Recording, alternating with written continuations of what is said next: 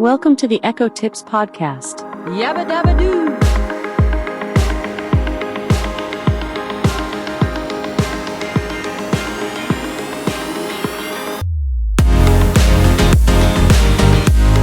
Here's a sneak peek into what we're going to cover in this week's episode of the Echo Tips Podcast. Based on your saved preferences, you have a dairy-free diet. From our previous conversations, I also recall that you're highly allergic to avocados, have an allergy to soy, and try to avoid MSG. However, these aren't officially saved as preferences in your profile. Well, hello, and welcome to the Echo Tips Podcast this week. It's good to have you returning listeners and you new listeners as well. And for you new listeners, I'll give you a rundown of what the show is all about here in just a wee little bit.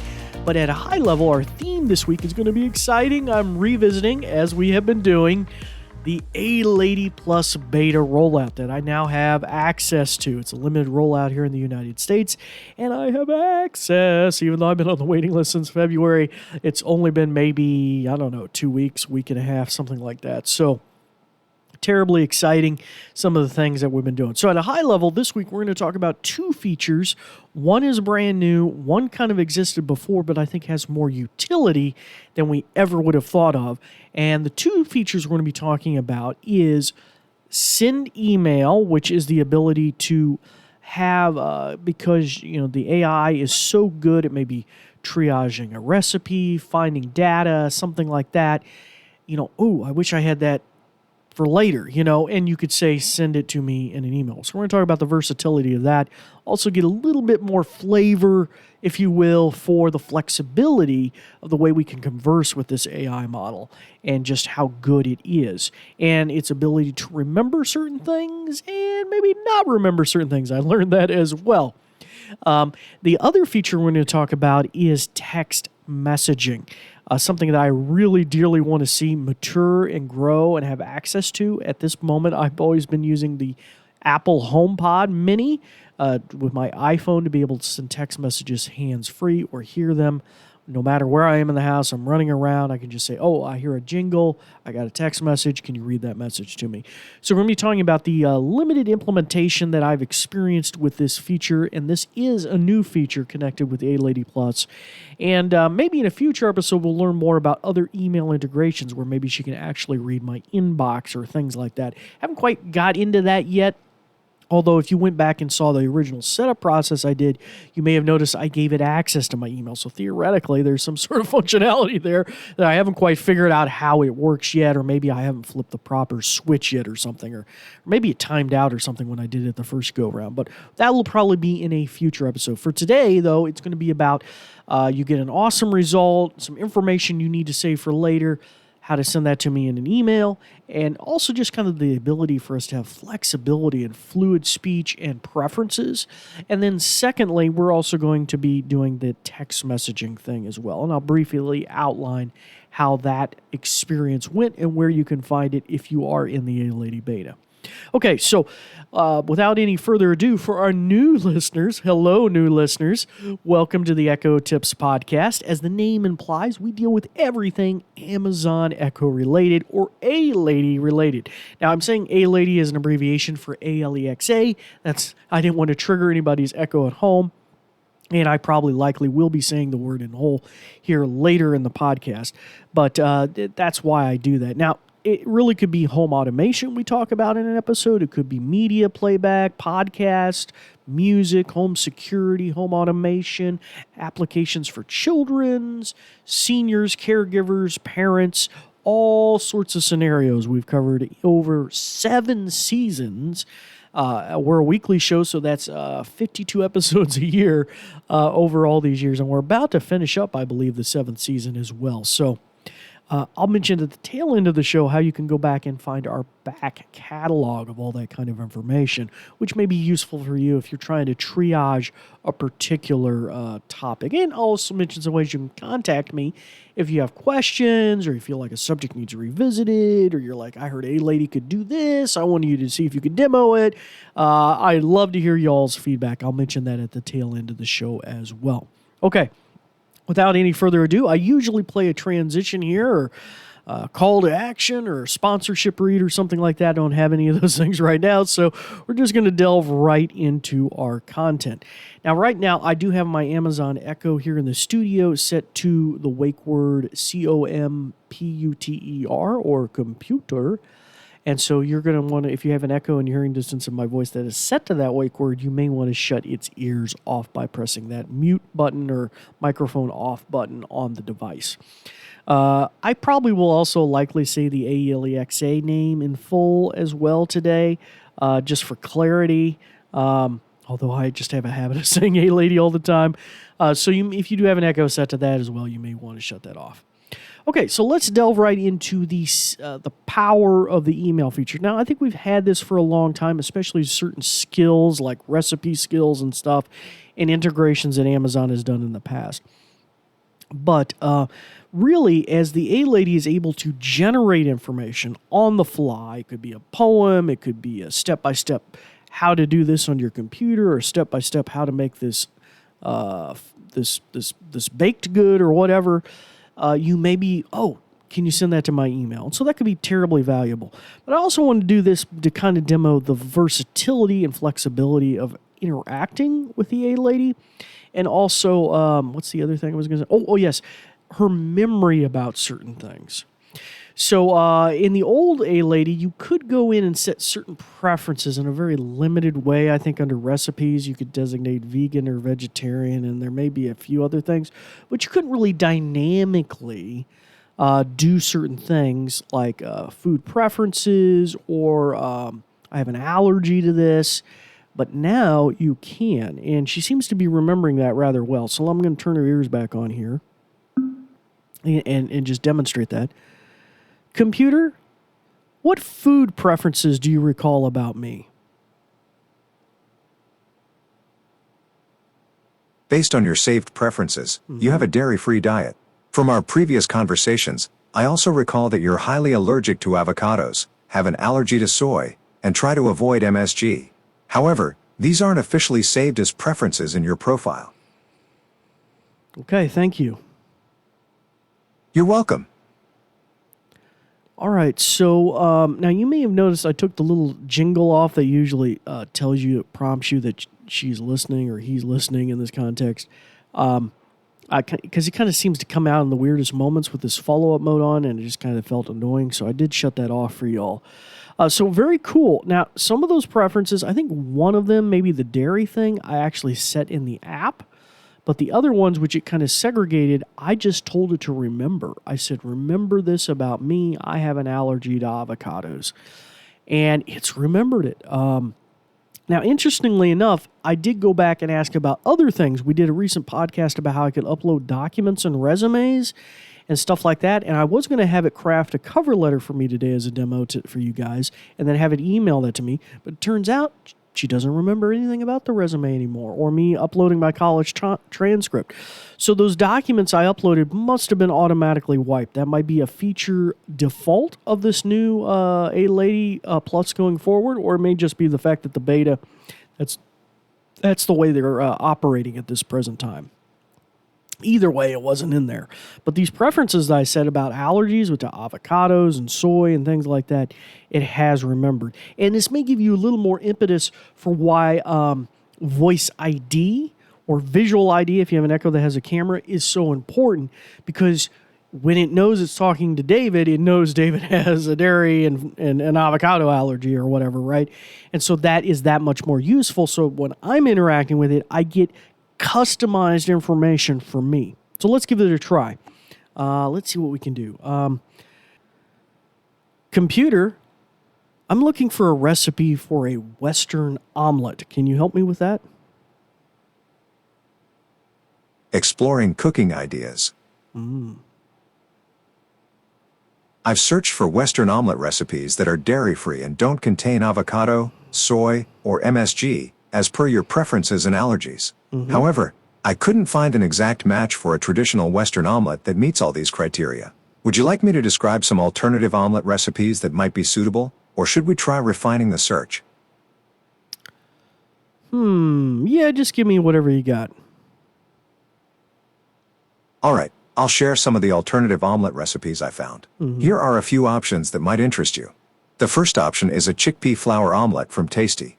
It's dairy-free and uses chickpea flour instead of eggs. The second is a Spanish omelet, also known as tortilla de patata, which is a traditional egg-based dish with potatoes and onions. Lastly, there's a paleo omelet muffin recipe that's dairy-free and baked in a muffin tin for easy portioning. Would you like more details about any of these? I want to hear more about the number 2. That sounds kind of option. That sounds interesting. Certainly, I'd be happy to tell you more about the second option, which is the Spanish omelet, also known as tortilla de patata. The Spanish omelet, or tortilla de patata, is a traditional dish made with eggs, potatoes, and onions. It's dairy-free and doesn't contain any of the ingredients you're allergic to. The recipe calls for thinly sliced potatoes and onions, fried in olive oil until caramelized, then mixed with beaten eggs and cooked in a pan. It's flipped halfway through cooking to ensure both sides are golden brown. Okay, what kind of ingredients do I need to make this?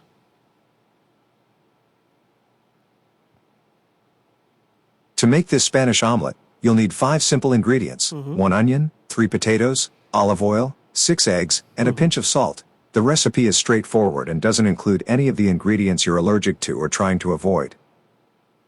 Awesome. Can you send that to my email?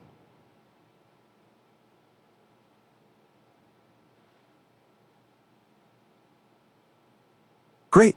I've sent the Spanish omelet recipe to your email. You should receive it shortly at gmail.com. Hey, also, can you add those ingredients to my shopping list? I've added the ingredients to your shopping list: onion, potatoes, olive oil, eggs, and salt. Wow, that's super. Thank you. You're welcome. Enjoy your Spanish omelet. Let's shut his ears off. All right, so that just gives you a real idea, and I just kind of spontaneously later thought about that with the versatility of a AI engine. Could I just say, wait a minute, I want it here in my email, but can you put also on the shopping list? Wow, super cool ability to have that dialogue back and forth, to remember my allergens that I had told it. Oh man, super, super cool. All right, so let's do one last thing. Oh, well, should I explain how I do this first? I guess I could. Well, no, let's just go straight to the result. How about that? Then I'll explain. That's more fun. Computer, send a text message to Chuck Light. I found Chuck Light in your contacts. Is this the correct person you want to text? Yes. Should I send the text to Chuck's home number or mobile number? Mobile. What would you like the message to say? Hey, buddy, I'm just testing out a new text messaging thing, so just let me know if you get this or not. Here's what I drafted for Chuck Light's phone number ending with 04. Hey, buddy, I'm just testing out a new text messaging thing, so just let me know if you get this or not. Do you want to send it? Send. Got it. Sending now. Sending now. All right, I'm going to shut her ears off now. Okay, so really cool. I would imagine with the AI, I could go back and say, hey, can you send that same message to somebody else? You think about the versatility of a large language model. I could have a poem or something I'm sending to somebody, maybe a web link, who knows what out, and just do that via voice, which is pretty cool. Maybe even that recipe I looked up for something. So really, really cool. Now, if I had my phone ringer on or volume on, you would have heard a swoosh sound on my iPhone because it actually sent it. It was really, really kind of cool. And this is something I've been waiting to see for a long time. With the Apple HomePod, I've had this native functionality to be able to, not only send a text message hands-free with my Echo yelling across the room, but also to hear it. And so if you're unfamiliar with the Apple HomePod, it's a direct competitor to the A-Lady devices in the Amazon Echoes, but I would say fairly much more limited. It has wonderful sound quality, but really kind of limited. I mean, you can do the texting and some music and some real basic things. You miss out on skills, and there's nothing in sight with any kind of AI-infused goodness with Apple. Apple's way behind. So let me run you down how I found this if you are in the A-Lady beta and you would like to turn it on. So you can go into your A-Lady app. Along the bottom, you'll hit the 3 dots or 3 lines. It says the More button. That will slide out a menu. And from there, you can either go into Settings, or there actually is a new section we'll probably have an entire episode about, which is it deals with what's called A-Lady services. And those are services and things that are directly connected to the new A-Lady Plus. So that would include Uber support. I think later at some point Uber Eats. I don't think that's on the list yet, but there's several different services. And then if you go to the bottom, it mentions these profiles, which it had mentioned earlier about my preferences. And I think you can go in there and make very specific notes or see what it's accrued about you, about your preferences, and see if it's got it right or not. And that could be from music to videos to food. I think all sorts of different things in there. But I'm getting a little off track. What was I talking about? Oh, texting. So where you would go for texting, though, actually would be is you would go to the More button, then to Settings. I think you could probably go to Communications as well. There's Communications on that same pane. But if you go into Settings, there definitely is Communications. Sometimes there's more than one way to get here. And then you're going to pop up into the Communications. And on that tab, now, Communications has been around for a while where you can send voice memos or voice messages back and forth between friends that have an A-Lady, or even like text messages back and forth between A-Ladies. But it was locked into the Echo ecosystem. You wouldn't go outside of that. But on that same page, you can go down and there's a button that says something about text messaging settings now. And you can go into that and follow a step-by-step procedure. There's even a video about how to enable this on your phone. Oh, and my phone's vibrating because my friends, I think, responded. So he got the message. So it's really kind of cool. So yeah, you would follow the steps. Now the steps I'm just going to outline, I would encourage you to follow them in detail. It is a little counterintuitive. But it's not too bad. What you do is you go on and it tells you which Echoes in your environment are compatible. So like I chose my office Echo because it was connected to the studio system here and the mixer and everything. And I hit the enable button, I believe. And that puts it into like a weird kind of pairing mode for this feature. And then it says basically I need to take my iPhone and go into Bluetooth settings, and it tells me the name of the Echo I'm looking for. It was something like Echo-DN123 or something like that. And then I tap on that on my iPhone. And then, let's see, what was the other thing after that? That pretty much was the core functionality. Now, your Echo will give you some verbal responses to give you an idea that you're going down the right rabbit hole as you go. I can't remember if it said something after that. But the one last thing you need to do that was written in the directions is go back in to find that Echo now that it's connected and go to the information button. And then go into that, and at the top of the information settings, one of the things you can grant it permissions to is called notifications. So that's some sort of tricky way that the device, in this case the Echo, can send notifications to the iPhone. Now, I don't know if that's how it triggers commands. I would have thought it had been some sort of HID device like a keyboard or mouse or something. It doesn't really manifest itself that way, or maybe it's using that and I don't know it. But once I turned that on, I believe, it definitely did give me some sort of verbal response saying, okay, you're good to go with text messaging. Now, I went back into the app because it did have a button there about doing additional voice ID training. I don't know if I really needed to do that because I have already had to do voice ID training, but I did tap that and then go to the next page. Now, it kind of did a weird thing where it kind of kicked me into the messages thing for voice training. I think that was a bug or something. But I looked at the verbal command, and I actually walked over to the Echo and actually said, okay, I need to do voice ID training. And it took me through like a 5 or 6 phrase thing I needed to say to do additional training, to lock it in that I'm David. This is on my phone I'm trying to send a text message from. And the cool thing about this is it's going through your phone, so the other party is literally seeing your phone number and can respond. Now, the part where it really fell apart for me, and maybe I'm missing something or this may be a limitation, more than likely a limitation of my iPhone, is I could not read the message that came back in. Otherwise, I would be right now doing that demo for you guys. I'd have it reading the message. But everything I was playing with and trying and triaging and talking to the AI couldn't seem to get the message read back to me. So I don't think it has that functionality. Ironically, that's the kind of functionality you would have thought that would be more easier to get on an iPhone than the other. But the iPhone, due to European regulations and other things, is getting much more liberal in these arenas. And so I would think even if we don't have that access now, we probably will have it in the next 6 months to a year, because I just see it becoming a thing that's going to happen. Now, there was, when I did the original setup, more discussion about this text messaging from an Android phone perspective. And I think on an Android phone using the A-Lady app, I think you'd have full-fledged access to not only send the messages, but my impression is also to have them read back. Now, if you listeners have experienced that and would like to give me feedback via email, I would love to hear your feedback, how that works. Does it work well?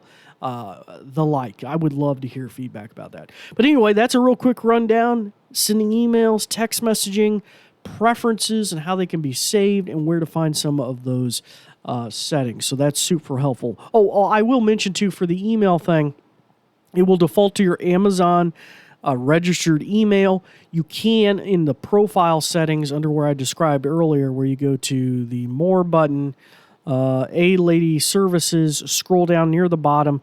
There's a thing about the profiles for your A-Lady Plus. You click on that, and then if you're David or John or whoever you are, you click on that, and about the fourth or fifth option down, it has your name, how you want to be addressed, and then it has email address. So I would imagine if you edited the email address in there, that would change the correspondence mechanism it's using for you. Or it also mentions, I think, your phone number in there. And so that's another thing you could change as well. Okay, well, that will bring the show to an end. If you'd like to find out about our past catalog of episodes, you can go to CertDoctor, C-E-R-T, Doctor, DOCTOR.com. Click on blog, and you'll find a long listing of our past 350 plus episodes. And if you're trying to solve a problem, that's an easy, quick way. You can look on one web page and triage and, do a find command for whatever you're trying to look for, and a past episode that hopefully can solve your problem. If not, you can alternatively email, and we'd love to hear your guys' feedback at ecotipspodcast@certdoctoragain.com. But again, thank you. As always, we appreciate you being with us this week, and we thank you for listening.